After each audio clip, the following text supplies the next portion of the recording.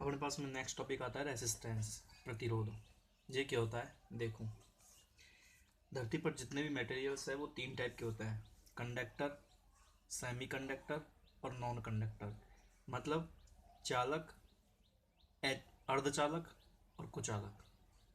Okay, हमको resistance पढ़ना है ओनली कंडक्टिंग मटेरियल्स में, जो चालक पदार्थ होते हैं उनमें, है ना। तो इसकी क्या स्टोरी है वो सुन। जितने भी कंडक्टरी मटेरियल होते हैं वो किससे बने हुए होते हैं? मॉलिक्यूल से बने हुए होते हैं, ठीक है। और जितने भी मॉलिक्यूल्स है वो किससे बने हुए होते हैं? एटम से बने हुए होते हैं। अच्छा, जो एटम्स है इसमें न्यूक्लियस होता है और इलेक्ट्रॉन है वो इसके चारों तरफ चक्कर लगाता है ना। तो आउटर जो ऑर्बिट होता है, सबसे बाहर का जो ऑर्बिट है, उसमें इलेक्ट्रॉन नाभिक से बहुत दूर होता है, न्यूक्लियस से बहुत दूर होता है। इसकी वजह से इसका बहुत कम इफेक्ट पड़ता है इलेक्ट्रॉन के ऊपर, है ना। तो इलेक्ट्रॉन के ऊपर किसी का प्रेशर नहीं है, तो ये क्या फ्रीली घूमता रहता है, फ्रीली। ओके। लेकिन जब मैं इन कंडक्टरों को जब किसी बैटरी के साथ जोड़ देता हूँ,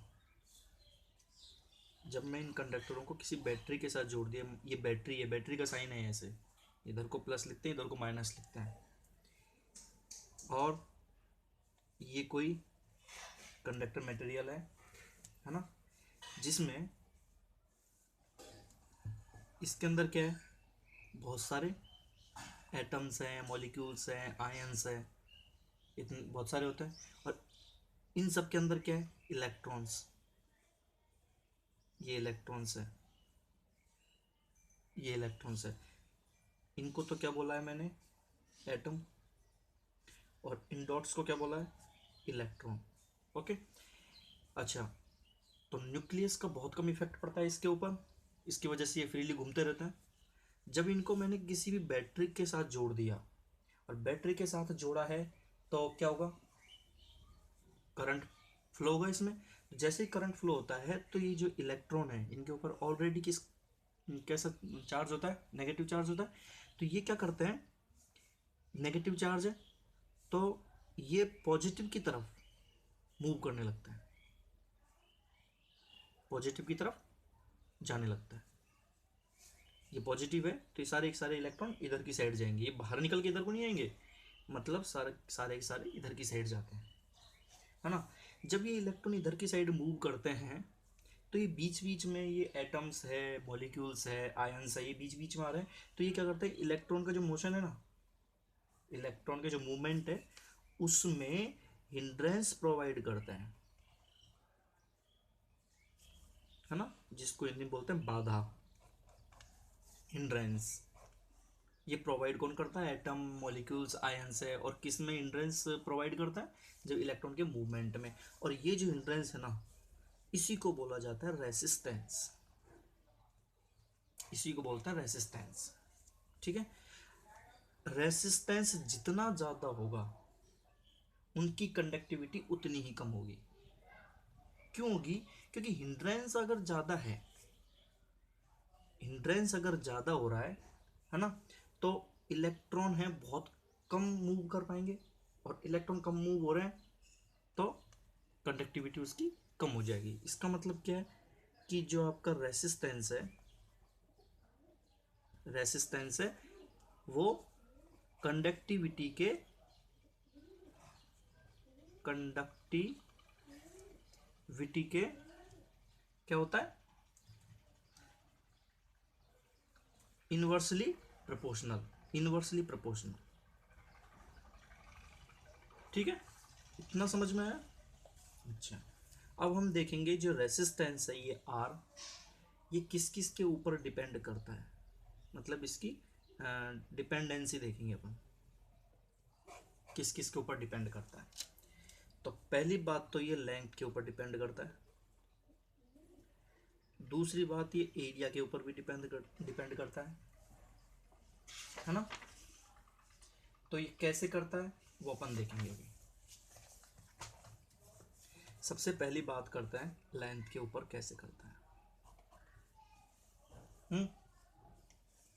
तो इसके लिए इनके जो बीच में ग्राफ बनता है लेंथ का, ये तो है लेंथ और ये है रेसिस्टेंस, इन दोनों के बीच में ग्राफ बनाते हैं। तो ग्राफ ऐसे बनता है, क्यों बनता है वो देख। जैसे कि मान लो कि मेरे पास में एक वायर है, मेरे पास में वायर है और वो भी बहुत सारे हैं जिनकी जो उनकी जो मोटाई है वो इक्वल है। जैसे कि मैंने ये मोटाई का एक वायर ले लिया, ऐसे ही किसी दूसरी मोटाई का ये वायर ले लिया, लेकिन ये जो वायर लिया वो मैंने थोड़ा सा लंबा ले लिया। ये जो वायर है इतनी मोटाई का, ये सबसे छोटा है, इससे बड़ा ये, इससे बड़ा ये वाला वायर, ये तीन वायर मैंने ले लिए। ओके। अच्छा, अब इनमें जो इलेक्ट्रॉन्स हैं वो इलेक्ट्रॉन्स जैसे कि मैंने मान लिया कि इधर की साइड जा रहा है, इधर को मान लिया मैंने पॉजिटिव है, तो ये इलेक्ट्रॉन्स इधर की साइड जा रहे हैं, तो ये कम डिस्टेंस तक जा पाएंगे, कम डिस्टेंस तक जाएंगे, मतलब लेंथ कम है तो हिंड्रेंस भी कम प्रोवाइड हुआ, कम हुआ ना। तो मतलब लेंथ अगर कम है तो रेसिस्टेंस भी कम होगा, लेंथ अगर थोड़ी सी बढ़ गई तो रेसिस्टेंस भी बढ़ेगा, लेंथ अगर और ज़्यादा बढ़ गई तो रेसिस्टेंस भी बढ़ेगा। ठीक है। तो कुल मिला के जो रेसिस्टेंस है वो डायरेक्टली प्रोपोर्शनल होता है किसके, लेंथ के। Equation number first. ठीक। दूसरा आता है मेरे पास में एरिया, ये एरिया के ऊपर डिपेंड कैसे करता है वो देखो। अब की बार मैंने क्या किया कि इक्वल लेंथ के मैंने वायर्स लिए, बट कोई पतला ले लिया, कोई मोटा तार ले लिया, ऐसे लिया है ना। तो इनके बीच में जो ग्राफ बनेगा वो ऐसे है, ये तो है एरिया, ये है रेसिस्टेंस, इनके बीच में ग्राफ बनेगा यू। मतलब जैसे जैसे एरिया बढ़ा, एरिया बढ़ा वैसे वैसे रेसिस्टेंस भी कम होता चला जाता है। क्योंकि एक बात बताओ, जैसे कि एक तो पतली गली है, एक चौड़ा रास्ता है ना, इसमें भी भीड़ भाड़ है और इसमें भी भीड़ भाड़ है, तुम इधर से जा रहे हो और इधर से जा रहे हो, किस में ज़्यादा आसानी होगी जाने में, इधर से ज़्यादा आसानी होगी ना। तो ऐसे ही इलेक्ट्रॉन यदि इधर को जाएगा, इधर को जा रहा है, इसमें भी इलेक्ट्रॉन इधर की साइड जा रहा है, तो इसकी क्या है, एरिया क्या है, कम, इसका एरिया कम है, तो इसको जो रेसिस्टेंस है, मतलब इसके रास्ते में जो बाधा है वो बहुत ज़्यादा आएगी, रास्ते में बाधा बहुत ज़्यादा आती है। और इसकी बात करूँ, इसका अगर एरिया ज़्यादा है तो इसके रेसिस्टेंस कम होगा, बाधा कम होती है। तो कुल मिला के बात मेरे पास क्या आई कि R is inversely proportional to area. Okay, question number 2।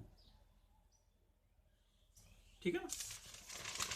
अच्छा, तो इक्वेशन नंबर 1 में तो क्या था, R is directly proportional to L. Equation number 2 में क्या था, R is inversely proportional to 1/a। तो इन दोनों को मिलाकर क्या R is directly proportional to L/A नहीं हो सकता। मतलब जो रेसिस्टेंस है वो लेंथ के तो प्रोपोर्शनल है और एरिया के इनवर्सली प्रोपोर्शनल है। अच्छा, ये प्रोपोर्शनल का साइन हटाना है तो आर इक्वल्स टू, इसकी जगह लिख दिया मैंने के, L/A। ठीक है, L/A। अब ये के क्या है यहाँ पर, के इज कांस्टेंट और इसी का दूसरा नाम है स्पेसिफिक रेसिस्टेंस, स्पेसिफिक रेसिस्टेंस है ना। तो के की वैल्यू क्या आई, RA/L। अच्छा, अब मैं यूनिट की बात करता हूं, किसकी, के की, यूनिट ऑफ के। इसकी यूनिट क्या होगी, के इक्वल्स टू, पहला क्या है रेसिस्टेंस, रेसिस्टेंस की यूनिट क्या होती है, ओम, इंटू एरिया, एरिया की क्या होता है unit, meter square upon length, length का क्या होता है मीटर, तो होता है मीटर। एक मीटर से एक मीटर गया, क्या बचा ओम मीटर, यही तो बचा। ठीक है, अब ये जो के है स्पेसिफिक रेसिस्टेंस, इसकी यूनिट देख ली। अब इसके बारे में अगले वीडियो में पढ़ेंगे।